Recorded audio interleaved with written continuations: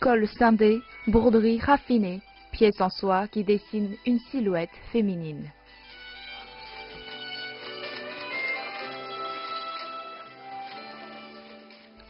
Ces qipao sortent tout juste de l'atelier de Shanghai, mais brillent déjà à Paris. J'ai été très impressionnée par tout le travail, notamment le travail de broderie qui est réalisé. Moi-même, je suis très intéressée par la culture chinoise et je suis très contente que des maisons telles que Hanart puissent justement mettre en avant le savoir-faire chinois, qui est aussi un très beau savoir-faire. Donc j'ai qu'une envie, c'est de m'acheter un qipao pour être aussi élégante que ces dames. Habit traditionnel féminin d'origine mandchoue, le qipao a été modernisé dans les années 20 de Shanghai après la chute des dynasties. D'abord porté par les jeunes femmes éduquées et citadines, ensuite mis à la mode par les grands stars de cinéma en noir et blanc dans le Shanghai cosmopolite. Le qipao représente un style de vie, une époque glamour et l'émancipation de la femme dans une Chine en pleine mutation. Aujourd'hui, le qipao a officiellement intégré le patrimoine immatériel de la Chine. Le couturier traditionnel de Shanghai continue pourtant toujours à s'inspirer des éléments modernes et internationaux pour renouveler cet héritage au fil du temps.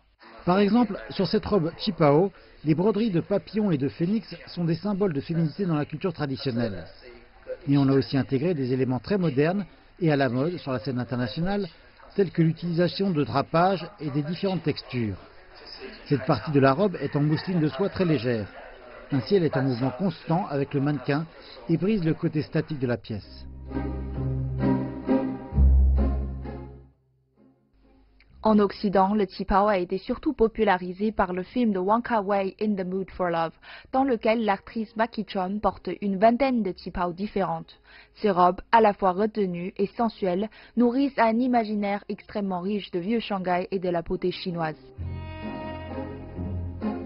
Quand on est européen ou occidental d'une manière générale et qu'on voit la robe qipao comme quelque chose de purement chinois, on est dans le faux le plus complet. Là, on voit vraiment bien la structure et ce moment où l'Occident rencontre l'Orient.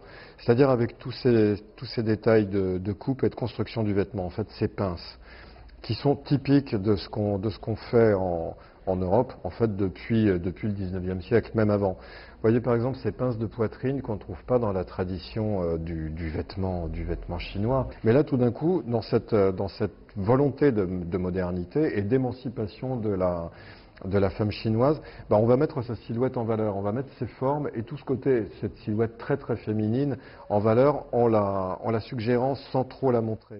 Symbole d'une élégance sophistiquée, le qipao a toujours été une fusion entre l'esthétique orientale et occidentale. Elle fait partie aujourd'hui d'une culture chinoise qui rayonne à l'échelle mondiale et qui continue à inspirer les créateurs du monde entier. Wei Yuqian, CGTN, Paris.